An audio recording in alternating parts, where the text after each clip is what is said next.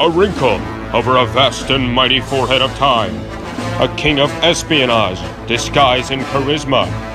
He walks the earth an immortal being, bending the will of those before him. But just what being thrives behind those stark, brown eyes? 1940.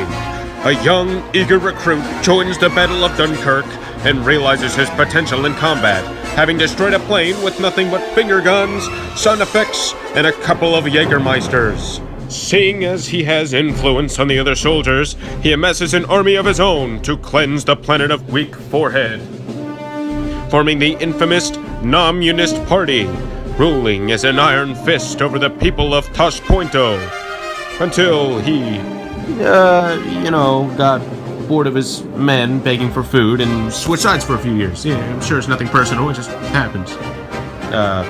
Where the hell was I? The Vietnam thing, right, yeah, hold on. Hardened by his training and strengthened by his seat of power, our man joins the forces of the Viet Cong, where he meets his new partner, Chris P. Back, who, after the war, tragically died in a jump rope accident. The power that lay on the surface above his eyebrows grew immensely more powerful as he proceeded to capture entire villages of his own people and sell them off as slaves to the Namunist Party. Feeling betrayed and angered, the Viet Cong lash out in a wild hunt for this unstoppable force of nature, leading our protagonist to his final refuge in 1961, Havana, Cuba. Being super big fans of their new guest, the Cuban government run experiments to replicate Big Gnaw through cloning with the money they got when John McCain slipped and fell into the Atlantic.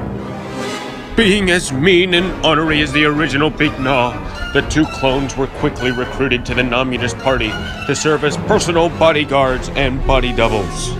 Seeing as he was only to be manipulated further by the Cuban government, Big Gnaw took great strife in boating to America, where he made great political allies such as Racing Stripes, the powerful Russian mobster, Barry McCockiner, a soldier of elite military status, La Fantoma de la Muerte, a Samoan Mexican cartel leader pulling strings in Israeli politics, a Q-tip, and President Donald J. Trump, who is developing a new superweapon in order to put an end to bloodthirsty Italian double agent Jack O. All Trades, and eventually death himself to stabilize healthcare policy in the United States.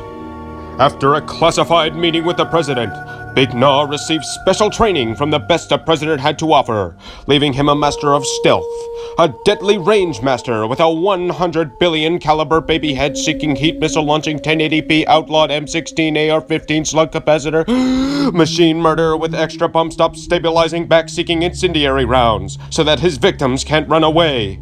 He learned the art of seduction, and finally, he has control over the power grid and the internet.